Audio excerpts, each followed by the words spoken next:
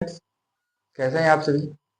तो आज की इस वीडियो में हम लोग ग्रामर क्लास का एक इम्पोर्टेंट टॉपिक जो कि अगर देखा जाए स्पोकन में या फिर ग्रामर एग्जाम के दृष्टिकोण से सभी के दृष्टिकोण से बहुत ही इम्पोर्टेंट होता है। तो आज के इस वीडियो में हम लोग टेंस समझने वाले हैं कि टेंस क्या होता है और टेंस के टाइप्स कितने होते हैं और बेसिकली इसमें हम लोग प्रेजेंट टेंस या फिर पास्ट फ्यूचर सभी का इंडेफिनिट को समझने वाले हैं। ठीक है, सबसे पहले हम देखते हैं टेंस।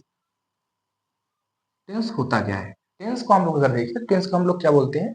काल, या फिर इसे हम लोग क्या बोल सकते हैं? समय भी बोल सकते हैं। ठीक है, समय। इसका काम क्या होता है? कोई भी काम है वो कब हो रहा है? अभी हो रहा है, प्रेजेंट में हो रहा है, पास्ट में हो रहा है, फ्यूचर में हो रहा है, मतलब किसी काम के किए जाने के समय को बताता है। ठीक है, तो ये टेंस होते कितने प्रकार के हैं? टेंस देखते हैं पहले। टेंस होते हैं 3 प्रकार के। ठीक है, टेंस कितने प्रकार के होते हैं? 3 प्रकार के। पहला कौन सा हुआ? Present tense. Present tense means इसे हम क्या बोलते हैं हिंदी में? वर्तमान काल। ठीक है, वर्तमान, वर्तमान काल। ठीक, पहला टाइप क्या हुआ? Present tense. उसके बाद दूसरा टाइप क्या हुआ? Past tense. दूसरा क्या हुआ? Past tense. पास्ट टेंस क्या बोलते हैं हम लोग? भूतकाल। भूतकाल मीन्स जो बीत चुका है। प्रेजेंट मीन्स वर्तमान जो कि चल रहा है ना? और पास्ट मीन्स भूतकाल जो कि बीत चुका है। ठीक है, उसके बाद देखते हैं तीसरा कौन सा है? Future tense. Future tense. Future tense इसे हम हिंदी में क्या बोलते हैं? भविष्य काल। ठीक है, क्या बोलते हैं फ्यूचर को हम लोग? भविष्य, भविष्य काल। ठीक है, ये क्या हो गए? 3 टाइप्स हो गए, present tense, past tense and future tense. अब अगर देखा जाए तो इन तीनों टेंस के कितने भागों में बांटा गया? तीनों टेंस को 4 भागों में। There are 4 types of every sentence tense. ठीक है, इन तीनों टेंस के कितने पार्ट हैं? 4 पार्ट्स में डिवाइड किया गया है। पहला कौन सा होता है? इंडेफिनिट। इंडेफिनिट। दूसरा कौन सा होता है? कॉन्टिन्यूअस।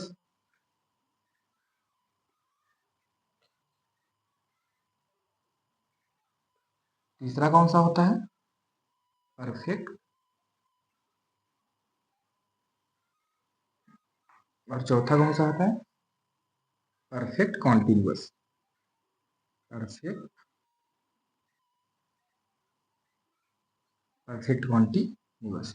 इसमें फर्स्ट होता है इंडेफिनिट, जो कि पूर्ण वर्तमान हो गया या फिर भविष्य हो गया, फ्यूचर, पास्ट फ्यूचर हो गया। ठीक है, उसके बाद यह किस केस को दर्शाता है? ये रूटीन हो गया है ना, कि ऐसा मतलब होता है या फिर होता था, है ना, या फिर होगा ऐसा। उसके बाद ये सेकंड होता है कॉन्टिन्यूअस। कॉन्टिन्यूअस मीन्स कॉन्टिन्यू, जिसके फिर नाम से पता चल रहा है कॉन्टिन्यू, मतलब कोई काम इसमें क्या है? कॉन्टिन्यू है। ठीक है, जैसे इसमें कोई काम हो रहा होगा, जैसे या तो प्रेजेंट में हो रहा होगा, या तो पास्ट में हो रहा होगा, या फिर फ्यूचर में हो रहा होगा। ठीक है, उसके बाद थर्ड क्या है? परफेक्ट। परफेक्ट मीन्स परफेक्ट, पूरा हो चुका है।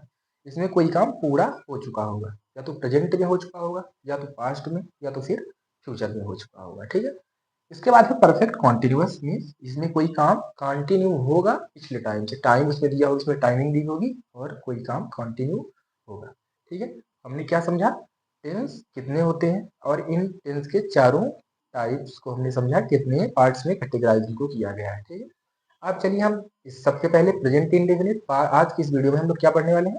Present indefinite, past indefinite and future indefinite. और नेक्स्ट वीडियो में हम लोग पढ़ेंगे प्रेजेंट कॉन्टिन्यूअस, पास्ट कॉन्टिन्यूअस। इसी प्रकार हम आगे बढ़ते रहेंगे। ठीक है, तो इसमें हम लोग, तो चलिए हम इसको समझते हैं, प्रेजेंट इंडेफिनिट, पास्ट इंडेफिनिट और फ्यूचर इंडेफिनिट। ठीक है, तो प्रेजेंट इंडेफिनिट की पहचान क्या होती है? प्रेजेंट, प्रेजेंट मीन्स वर्तमान, है ना?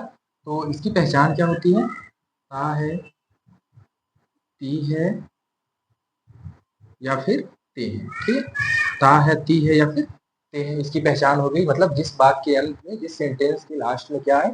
ता है, ती है, या फिर ते है, वह किसका वाक्य होगा? इंडिफिनिट का। उसके बाद पास्ट इंडिफिनिट, इसके अंत में या, ई, ये, या फिर ता था, ती थी, या फिर ते थे। ठीक है, जिस वाक्य के अंत में या ये या फिर ता था ती थी तो थे आता है, वो किसका सेंटेंस होता है? Past indefinite. उसके बाद अब चलते हैं किसमें? फ्यूचर इंडेफिनिट में। तो फ्यूचर इंडेफिनिट में क्या हो जाएगा? गा गी गे।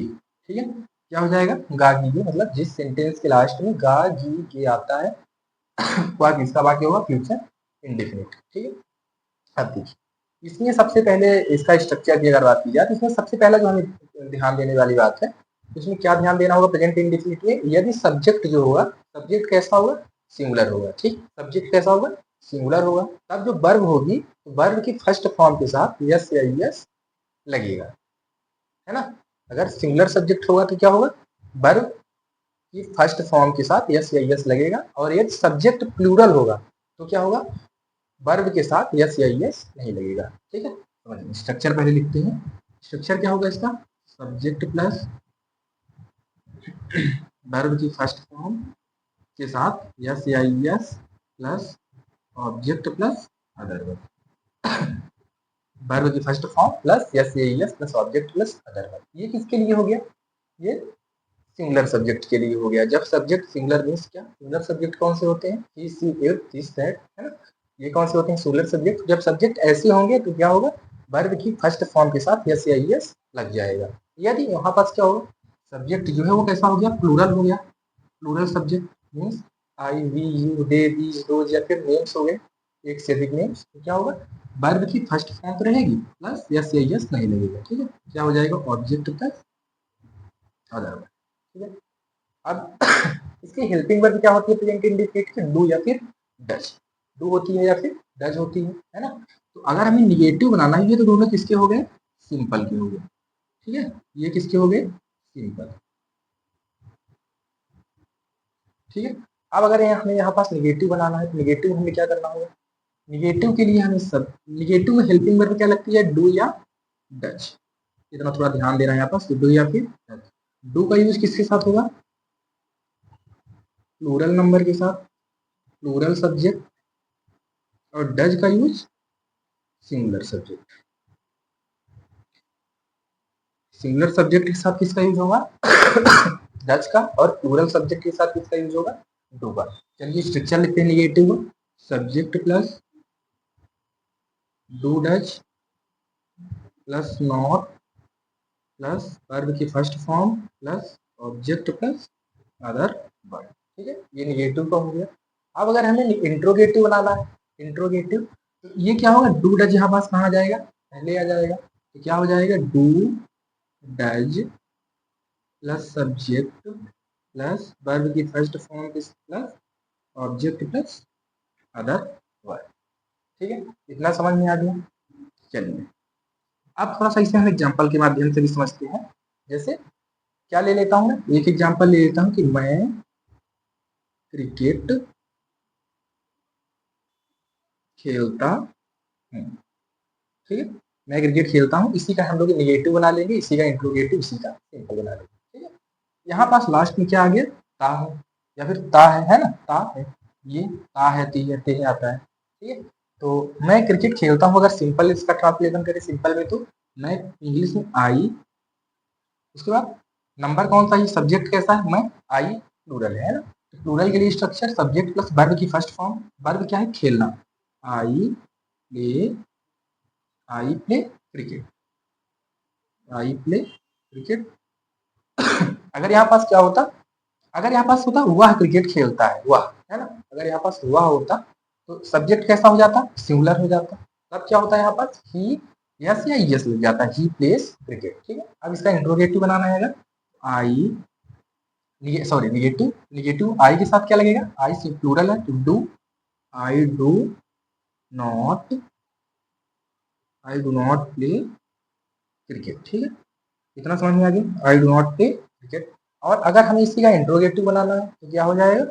ये डू कहाँ जाएगा? पहले आ जाएगा। Do I play, do I play cricket. ठीक है, इतना समझ में आ गया? अब हम लोग चलते हैं किसमें? Past indefinite. तो पास्ट इंडेफिनिट का स्ट्रक्चर क्या होगा? हाँ, इतना पास्ट इंडेफिनिट पे ध्यान देना होगा कि इसमें वर्ब की कौन सी फॉर्म लगेगी? Second form. वो भी किसमें? जब हम इसका सिंपल बनाएंगे, फॉर्मेटिव बनाएंगे तो वर्ब की सेकंड फॉर्म। और जब हम इसका निगेटिव या फिर इंट्रोगेटिव बनाएंगे तो हेल्पिंग वर्ब क्या लग जाएगी, डिड। सब्जेक्ट सिंगुलर हो या फिर सब्जेक्ट प्लूरल हो, सभी के साथ हेल्पिंग वर्ब कौन सी लगेगी, डिड लग जाएगी। ठीक, चलिए इसका स्ट्रक्चर लिखते हैं। सब्जेक्ट प्लस वर्ब की second form plus object plus other verb, ये हो गई। अगर हम निगेटिव बनाना चाहें इसका, subject plus did plus not. हाँ, एक चीज यहाँ पास ध्यान देने वाली बात है, कौन है, अगर डिड का यूज होता है, डिड, तो वहां पास वर्ब की सेकंड फॉर्म से हट के वर्ब की कौन सी फॉर्म हो जाएगी, फर्स्ट फॉर्म हो जाएगी। ठीक है, तो क्या हो जाएगा, subject plus did plus not plus verb की first form object plus other verb. ठीक है, अब चलिए, अब इसका अगर हम इंट्रोगेटिव बनाते हैं तो क्या हो जाएगा, ये डिड कहाँ जाएगा, पहले आ जाएगा, did plus subject plus verb की first form plus object plus other verb. ठीक, इतना समझ में आ गया। अब चलिए इसी का हम लोग ट्रांसलेशन कर लेते हैं यहाँ पास। तो जैसे इसमें क्या है, मैं क्रिकेट खेलता हूँ, यहाँ पास क्या हो जाएगा, मैंने क्रिकेट खेला। ठीक है, या है ना, या के रूप में इसका उच्चारण हो रहा है। मैंने क्रिकेट खेला तो क्या हो जाएगा, आई प्ले। आई प्ले, यहाँ पास देखिए वर्ब की कौन सी फॉर्म लगेगी, सेकंड फॉर्म, लेकिन सेकंड फॉर्म क्या होती है, प्लेड। तो क्या हो जाएगा, आई प्लेड क्रिकेट। ठीक है, अगर हम इसका इंट्रो निगेटिव बनाते हैं तो क्या हो जाएगा, आई डिड नॉट वर्ब की फर्स्ट फॉर्म प्ले क्रिकेट। ठीक है, I did not play cricket. Interrogative बनाना है तो डिड पहले आ जाएगा, डिड आई प्ले क्रिकेट। क्या हो जाएगा, डिड आई प्ले क्रिकेट। ठीक है, चलिए अब उसके बाद हम लोग चलते हैं फ्यूचर इंडिफिनिट। ठीक है, फ्यूचर इंडिफिनिट की पहचान हमने जैसे यहाँ पास क्या लिखी, गा गी की। जैसे मैं जाऊंगा, मैं खाऊंगा, मैं रहूंगा, कोई काम मैं करूंगा वही फ्यूचर में करूंगा। ठीक, इसमें इसकी हेल्पिंग वर्ब क्या है, सेल या फिर बिल। ठीक है, सेल का यूज किसके साथ होगा, आई और बी के साथ सेल का यूज। बाकी एनी सब्जेक्ट मीन्स कोई भी सब्जेक्ट हो उसके साथ किसका यूज होगा, बिल का यूज होगा। ठीक है, चलिए इसका स्ट्रक्चर लिखते हैं। Subject plus shall will plus verb की first form plus object plus other verb, है ना।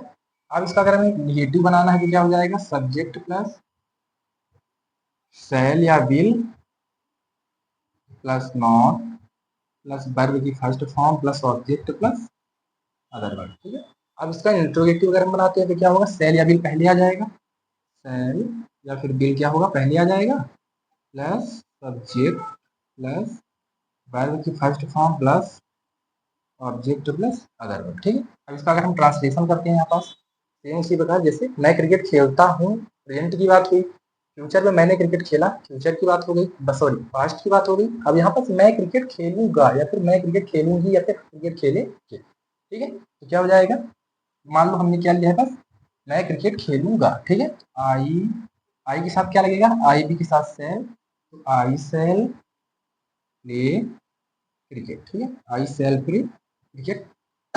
अब यहाँ पास अगर हम पास्ट की बात करें तो क्या हो जाएगा, सॉरी पास्ट ये है निगेटिव, तो क्या हो जाएगा, आई सेल नॉट प्ले क्रिकेट। ठीक है, आई सेल नॉट प्ले क्रिकेट हो गया, है ना। अब यहाँ पास अगर हम इंट्रोगेटिव की बात करें तो इंट्रोगेटिव में क्या होगा, सेल बिल पहले आ जाएगा, सेल आई प्ले क्रिकेट। क्या हो जाएगा, सेल आई प्ले क्रिकेट, है ना। ठीक है, इतना समझ में आ गया। तो इसी के साथ हमारा present indefinite, past indefinite and future indefinite का कॉन्सेप्ट क्लियर हुआ। तो नेक्स्ट वीडियो में हम लोग प्रेजेंट कॉन्टिन्यूअस, पास्ट कॉन्टिन्यूअस और फ्यूचर कॉन्टिन्यूअस को पढ़ने वाले हैं।